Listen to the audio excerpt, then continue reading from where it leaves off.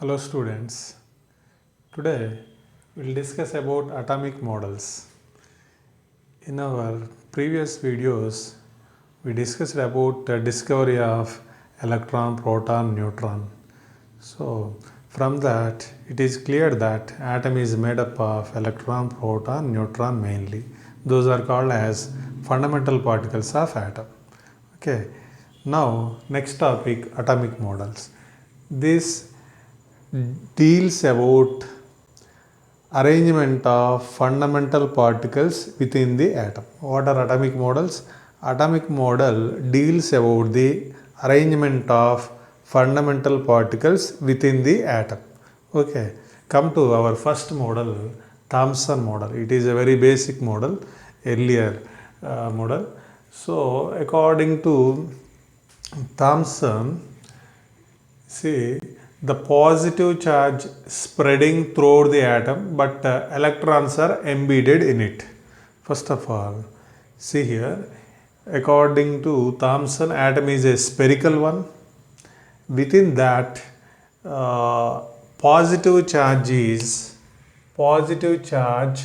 spreading throughout the atom. Throughout the atom. Okay, within that electrons are embedded in it. This is the basic idea of Thomson. Okay, so here you can see this is this blue shade is a positive charge.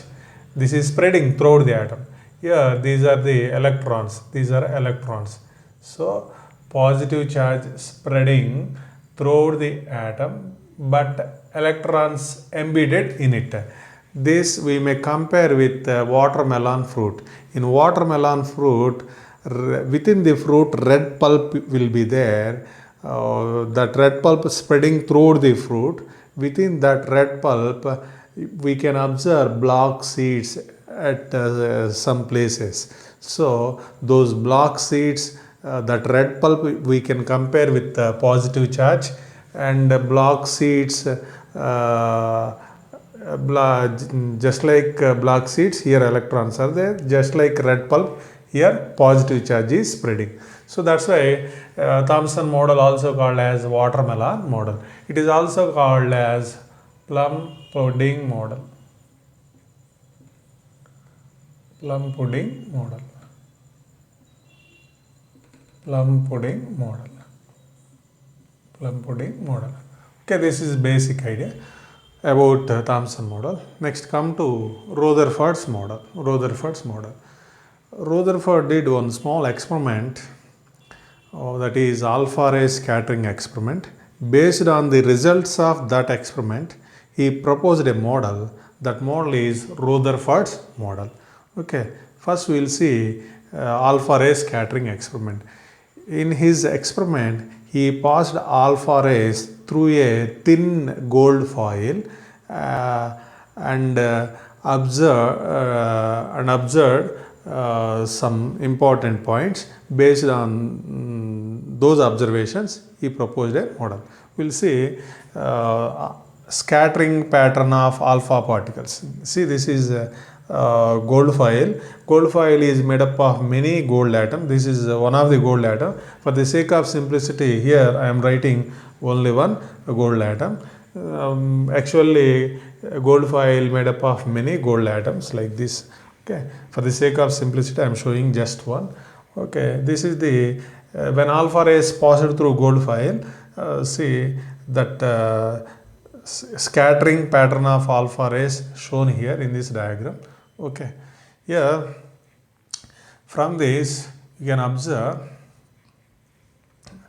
these. First of all, we'll try to know alpha rays. Alpha rays, these are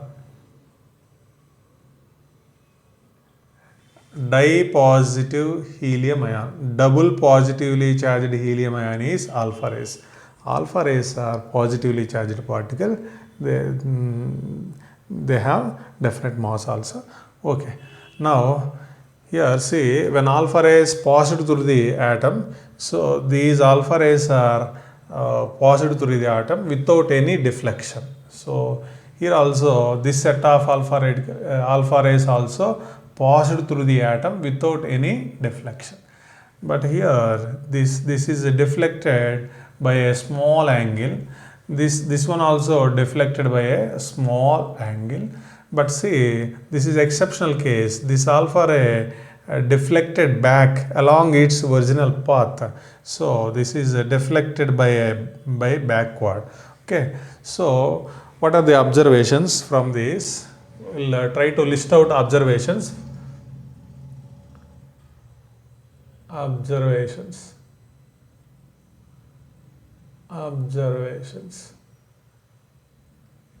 Okay, from this alpha ray scattering pattern, we can observe 3 points. First point, most of alpha rays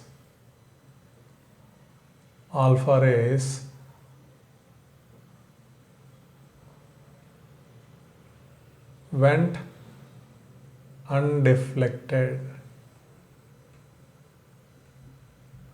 Most of the alpha rays passed through the foil without any deflections. Most of alpha rays went undeflected. Second one, few, like this, few alpha rays deflected by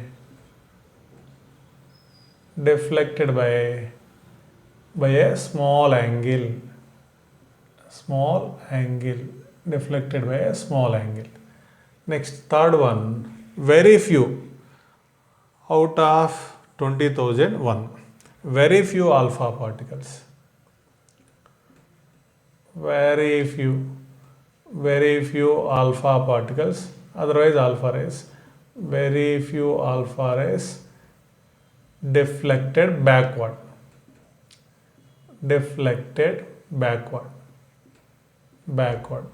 These are the 3 important observations. Okay, now let us try to understand why alpha rays are deflected. We know like charges are repel with each other. Alpha rays are positively charged particles. When alpha rays are passed through the gold foil, some alpha rays are deflected. Why those are deflected means definitely such a deflection is due to repulsion. So in order to repel positively charged alpha particle, there should be a positive charge in the atom. So these deflections are due to positive charge. In order to deflect positively charged alpha ray particle, there should be positive charge. So in atom there is a positive charged particles. Because of those positively charged particles, here alpha rays are deflected, deviated. Okay, see here, we'll see conclusions.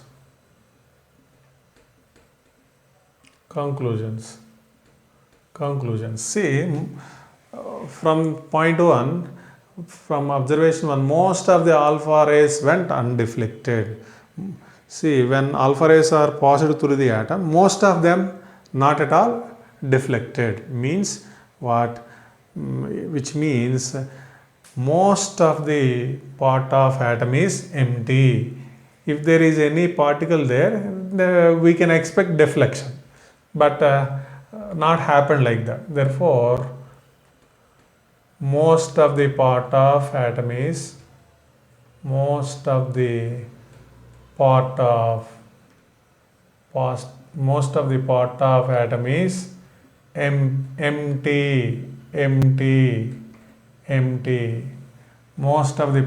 atom is empty.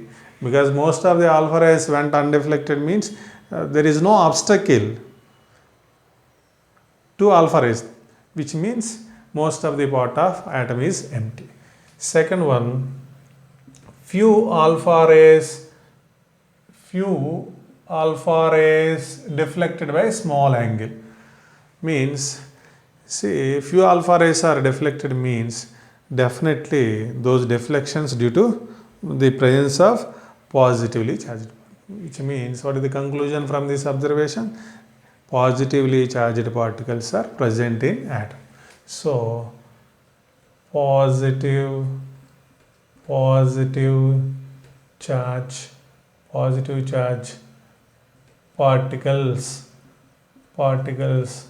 are present in the atom.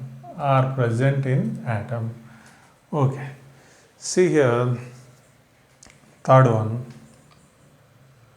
very few alpha rays deflected backward. See here, if we observe this scattering pattern, deflections are mainly concentrated in the middle only, here only. This deflected, these three. Middle only deflections happening. Alpha rays are deflected in the middle part. Means what?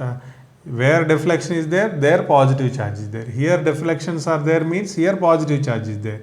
Okay, therefore, moreover, this particle is severely deflected, returned back along its original path. Means what? Here there is a concentration of positive charge. Therefore, very few alpha rays deflected backward. Such deflections observed at the middle exactly, means here there should be a strong positive charge, electric field should be there. So from this, very few alpha rays deflected backward at its middle.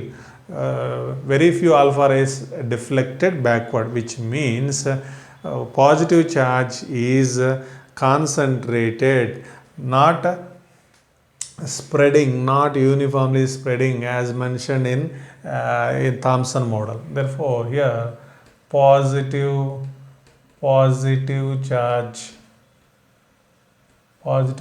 is concentrated. Positive charge is concentrated. Therefore, see, once again say, observation, most of the alpha rays went undeflected, means most of the part of atom is empty. Few alpha rays deflected by small angle. So alpha rays are deflected means, which means there should be presence of positively charged particle, because alpha rays are positively charged particle. These are deviated means, deflected means there should be positive charge within the atom. So this is the conclusion. Next, very few alpha rays deflected backward means deflected back, here severe deflection is there, which means almost a total positive charge is total positive charge of the atom is concentrated. That's why here very few alpha particles are deflected by maximum extent. So now, based on these conclusions, Rutherford proposed one atomic model.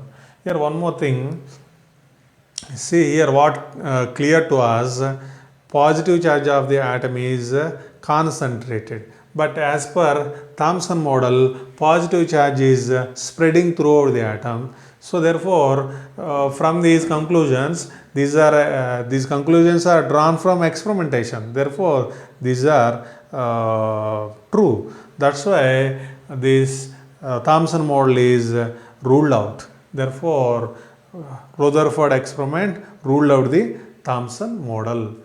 This is wrong. This assumption is wrong. Thomson's assumption is wrong. Positive charge spreading overall the atom, that assumption is wrong. Therefore, alpha ray scattering experiment ruled out the Thomson model. Now,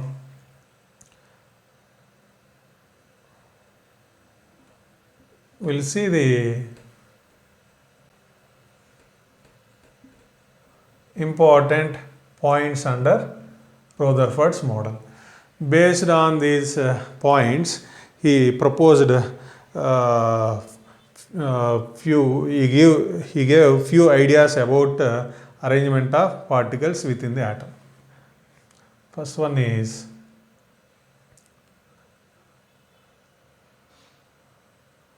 total positive charge total positive charge and mass of an mass of an atom is concentrated at its at its at its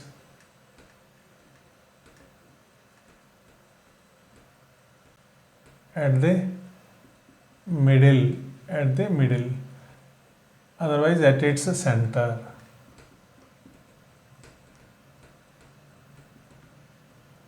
This part of atom is known as nucleus. This part of atom is known as nucleus. Second one, electrons are revolving around the nucleus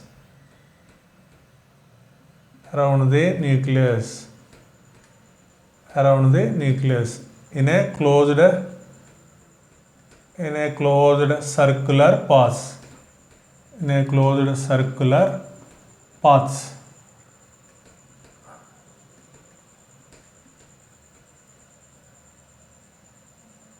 And these are called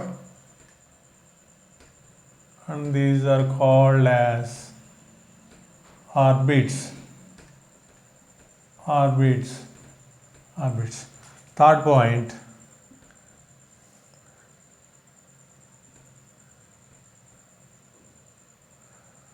electrons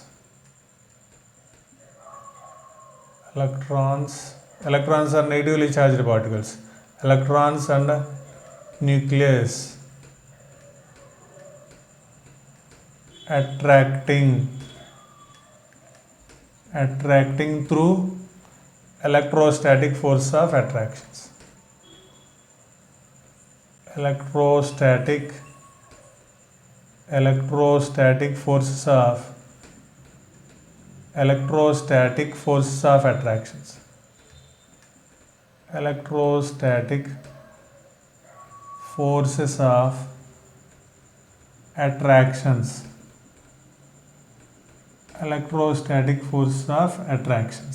These are the main assumptions under Rutherford model. Total positive charge and mass of an atom is concentrated at its center. This part of atom is known as nucleus. Second one, electrons are revolving around the nucleus in a closed circular path, and these are called as orbits. Electrons and nucleus attracting through electrostatic force of attractions. So this model can be shown like this, Rutherford model. So this is the nucleus, center part of the atom. Around this nucleus, circular paths are there. In these circular paths, electrons are revolving. So these are the orbits. This is the nucleus. So these are the ideas about atom according to Rutherford model. This nucleus positive charged one, electron negative, there will be electrostatic force of attraction. Okay, so this model is just like around sun, planets are revolving. It is very similar with our planetary system. That's why it is also called as solar planetary model. Solar planetary model. So what are the important so what is the success of Rutherford model means? First thing, this model ruled out the Thomson model. Second one, this Rutherford experiment leads to the discovery of nucleus. So these are the advantages. Some limitations also is there. First limitation, limitations. It fails to explain about the stability of an atom. About the stability of an atom. Second one, it fails to give an idea about arrangement of electrons. Arrangement of electrons among various orbits. Among various orbits. It fails to explain about the stability of atom, and second one, it does not give any idea about the arrangement of electrons among various orbits. So these are the limitations. Okay, as per classical physics, when electron is revolving around a positively charged one, electron continuously loses its energy. Finally, it should fallen into the nucleus and atom should be collapsed, but actually that is not happening. Atom is actually stable. Why it is stable, it can't explain. So this is about limitations of Rutherford model. Okay, thank you.